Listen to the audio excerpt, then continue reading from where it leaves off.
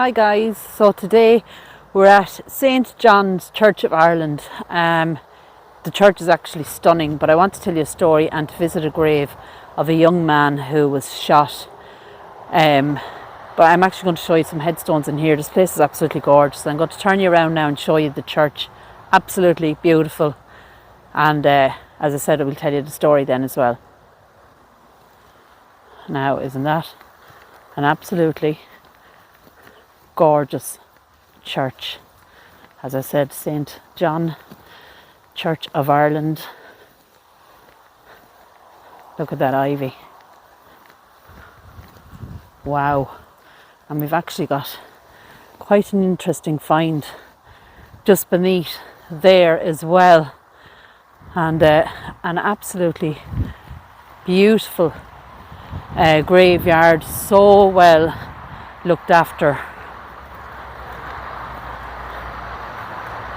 Really, really nice.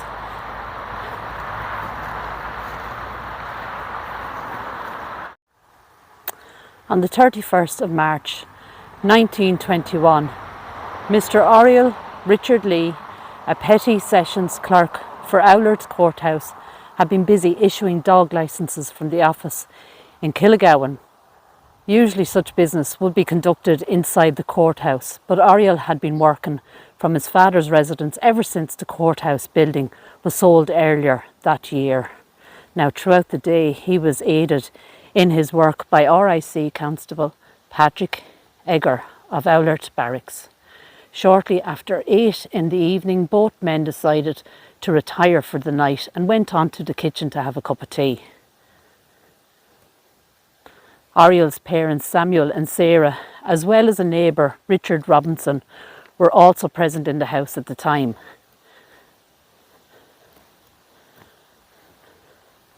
Look at that church. Wow. The men were just finished their cup of tea and getting ready to part their own way when at about 9 o'clock a knock was heard at the door, and Oriel probably thought it was a late dog licence caller, so he decided to answer. His family were still inside along with Constable Patrick and their neighbour. Now they heard a shout, and the shout was "Hands up!" A single shot rang out from the hallway, and in response Constable Egger fired 2 shots from his own revolver in the direction of the raiders, who then fled the scene. Now, while the constable stayed on the premises, the neighbour Richard Robinson then went to the barracks for help. 20 minutes later, Oriel staggered into the room covered in blood, and he was unrecognisable. He managed to sit into a chair before collapsing onto the floor. Now, as I said initially, he was unrecognisable to either his parents nor the constable, but they did search and identified him by his belongings. It was discovered he had been shot during the incident. Now, despite efforts of the doctors, his wounds were beyond any help they could offer, and by the following morning, Oriel had unfortunately died.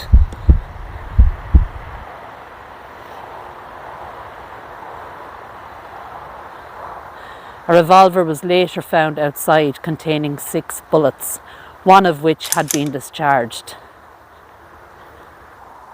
The South Wexford Brigade's report on the incident states that the raid was carried out by a Thomas Cullen and Thomas Cosgrave, there to rob the dog licence money. The presence of the RIC constable on the premises was most likely unexpected, and the subsequent fight resulted in the death of Oriel Lee. He was only 31 years of age at the time. As well as his duties as a court clerk, he also worked on the family farm. Both his parents were elderly, while his father was blind. They were later awarded £1,000 compensation for the death of their son. Later that year in October, Oriel's father, Samuel, he would pass away at the age of 69, and both are here, buried in this beautiful church graveyard. And this beautiful headstone here, you see the dove and the ivy here, and it says erected in loving memory of.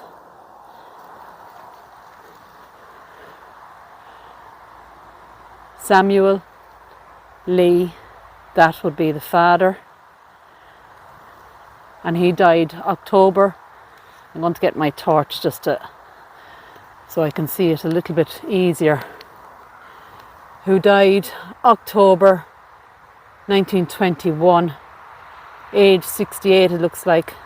Also his son Oriel Richard Lee, who died April 1921, aged just 31, and his wife then Sarah Lee, and she died, she was actually 87 when she passed in 1931. So it is his mother and father that are here, and then Oriel, who lost his life unfortunately from an attempted robbery, but a beautiful headstone. And in fact, this whole churchyard is absolutely stunning, and it's very well maintained. There's another beautiful headstone. This is in loving memory of Richard Downs Wells, aged 82. His wife is there as well, and her daughter. Now their daughter Bridget Alicia Lily was only 6 when she died in 1860, and their son William, he was 37 when he passed, and it looks like he died in New York.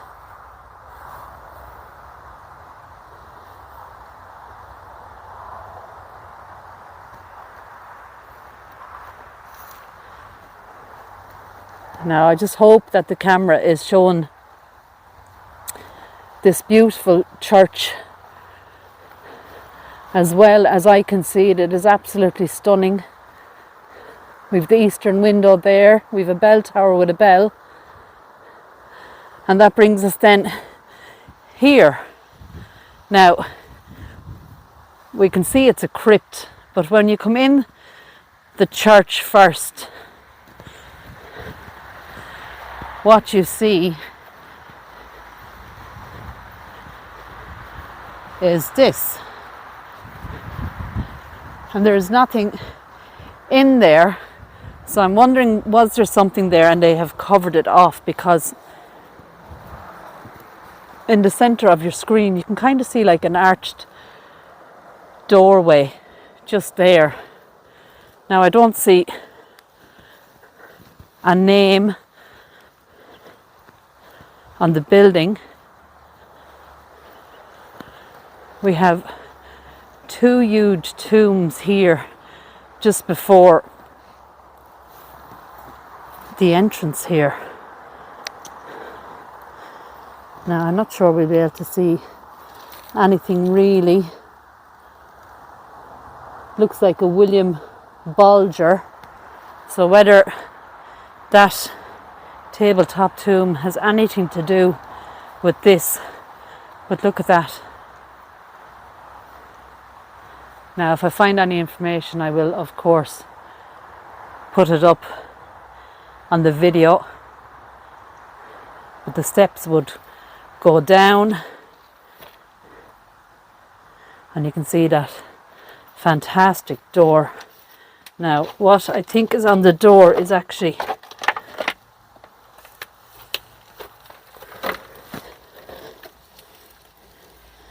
a cabinet, looks like an escorty. It is probably the maker of that door.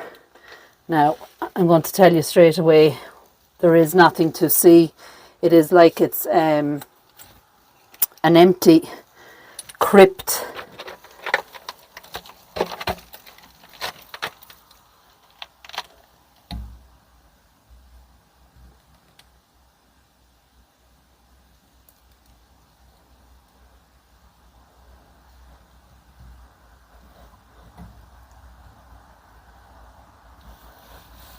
I don't know whether you're picking that up there.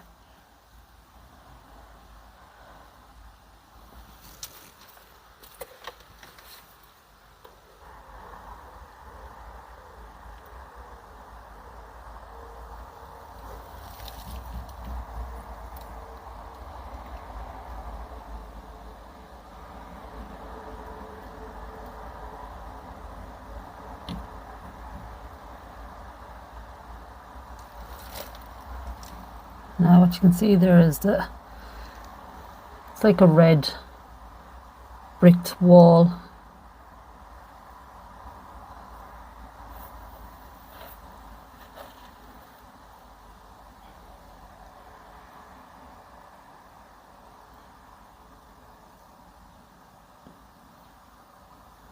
You can see some of the kind of the archway there.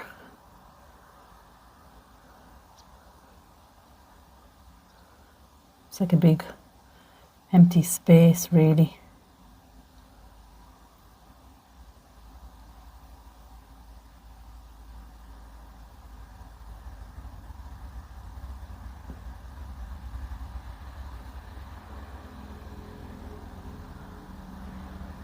And I would say myself that the coffin is actually in that red brick, or there's a few coffins in there.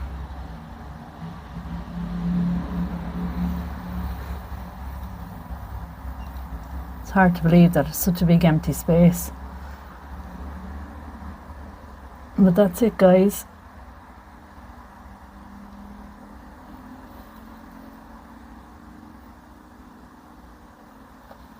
But it is really beautifully made inside.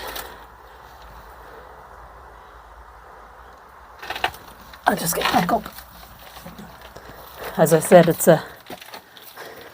an opening, and like behind the door is an opening, lovely arched roof, and then like a low red bricked wall. It's really, really beautiful. But I'm going to bring you up a little bit near to the church, and Oriel's story is just something I wanted to tell you. I thought it was sad, you know, doing his job and kind of working from home on the farm, and that happens to him, you know. Very, very sad. Now, I couldn't find anything what happened to his killers, or which one actually was the one that fired the gun that killed him, you know. But here, look at this. Elizabeth Essie, dearly beloved wife of George Stacey, who departed this life 1895, aged 56. Look at that.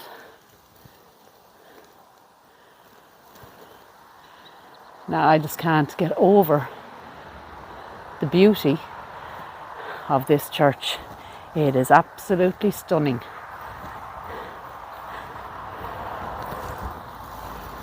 I do see John on this one. I do see he was 19 when he passed.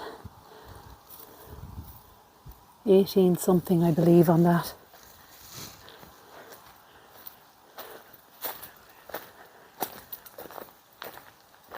Look at that, lads. That is just amazing. Look at that door.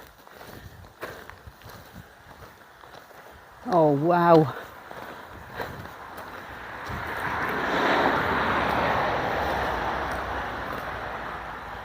I just hope the camera picks it up, because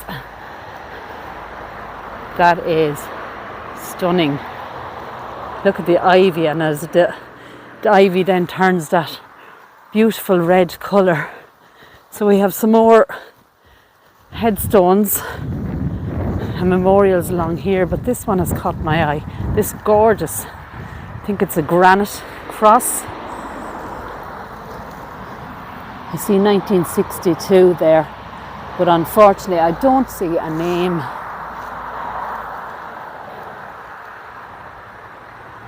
Look at that, isn't that beautiful? Now, look at this.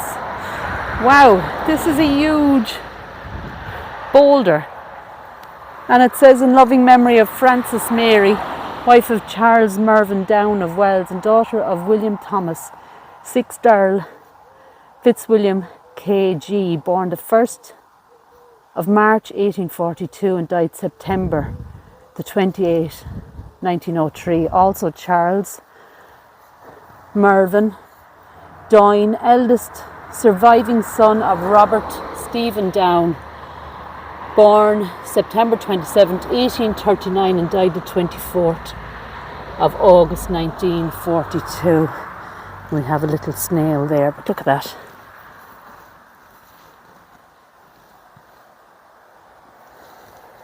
And we have this one. Kathleen Doyne, eldest daughter of Charles Mervyn and Frances Mary Doyne of Wells, 1840 to 1938. And I know Wells House is quite near us here, so obviously they lived there.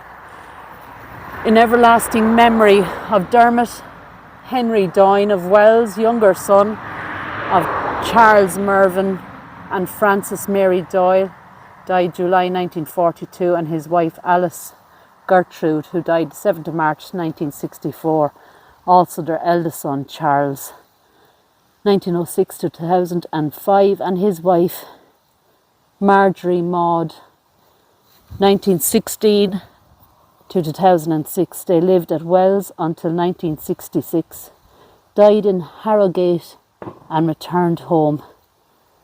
That is beautiful. And there's one other thing I spotted as I was reading,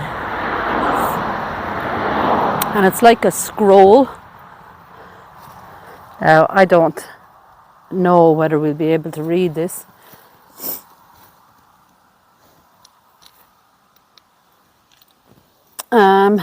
This plaque commemorates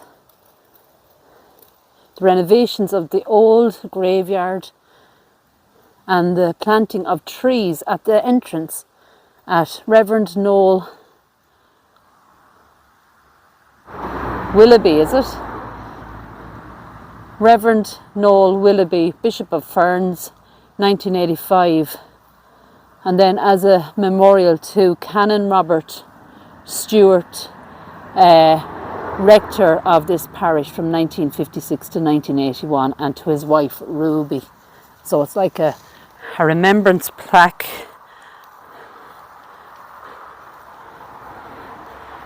There's the bell tower.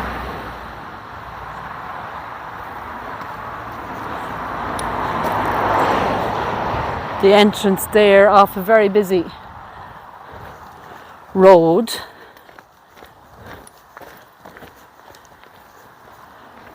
But it is absolutely stunning. And I definitely would love to find out who is actually in that crypt there. But it takes up a huge amount of space. And you'll have to excuse me, I've hay fever at me today, so I apologise for sniffling. But look at that.